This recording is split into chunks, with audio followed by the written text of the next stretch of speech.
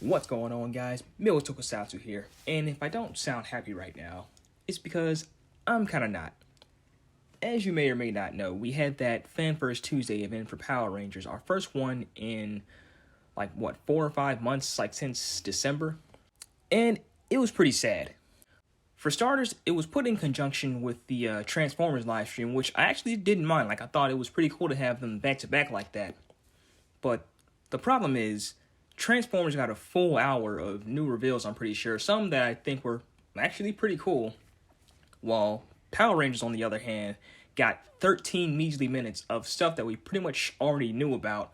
Some, fair enough, were from fan leaks, but other ones, they've definitely revealed before, like the Dragon helmet, the Dragonzord, and I want to say the Ninja Rangers, but I think those weren't really leaks, but with the other ones that were released, we kind of knew these ones were coming, so it really wasn't that much new, apart from the Power Sword, which was leaked, I'm pretty sure. Now, while all this stuff was nice, herein lies the problem. All this could have been a series of tweets, and really didn't justify a live stream. I really prefer that they didn't hype this up like they did, because they announced this, a week prior, as, this big sort of thing. You would have thought that it would have at least been half an hour, but this wasn't even 15 minutes. And then even the day before, the official Power Rangers page put out this sort of passive-aggressive tweet saying, "You fans asked for it, you guys begged, you use words that we're not allowed to repeat, but just tune into the live stream tomorrow." That sounded kind of promising, they were actually going to back that up, but they didn't. And then the presentation overall was just pretty cringe, mind you, because they had this whole Buzz Blast theme from Dino Fury, which I didn't mind so much, but then they had these really bad jokes. They really just didn't look comfortable on camera. The whole mood was just awkward. And then they even made time for this Pinata commercial, which was just so hard to watch. And once again, of course, it was MMPR. Now, I have stated in the past that I understand that they kind of need to push MMPR because it's what sells, but at the same time, are the casual fans really the ones buying the Lightning Collection stuff? I don't think they are. I think for the most part it's been the hardcore fan base, and we don't want just MMPR. We want to see other seasons get the spotlight. And to be honest, is MMPR really going to sell if people just associate it with 90s cringe? I don't think it is. It just seems like the people at Hasbro don't really have faith in this brand, and they're just kind of falling back on the cringe of MMPR, at least Season 1, to do what they can with it. And that's not going to sell to a wider audience if they think it's lame.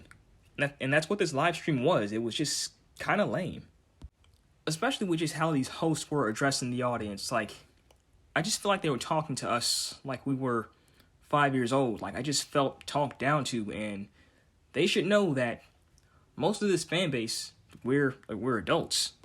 And another thing is that this live stream didn't just have to be MMPR.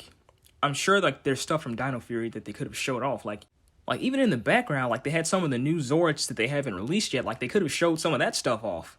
We're still waiting on the Mosa Razor Zord and the Terra Freeze Zord, and just some kind of update on those two would have been nice.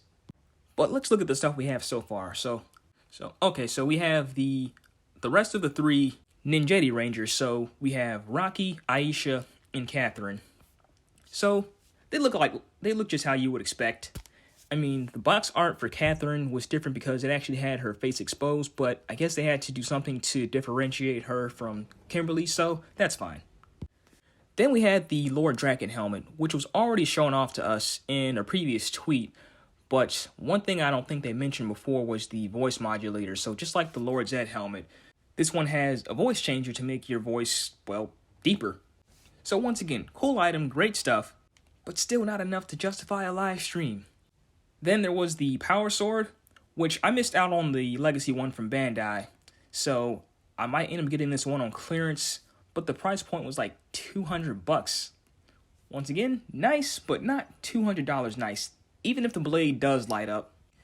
And then we also had the Dragonzord, which we saw previously, but we saw an unfinished model combined with the other Zords to make the Mega Dragonzord, or the Dragonzord in battle mode, or whatever the form was called. And they did say that the Dragonzord would cost less than the Megazord because, I mean, it really should. Because if I'm paying $160 for 5 Zords, one Zord really should be significantly less. But as far as the reveals, that was really about it. This is just time that could have been saved just sending these out in a tweet. Because to hype it up this much, we really expected more. But at the end of the day, Power Rangers is a brand that I really want to see succeed and be given the respect that it deserves.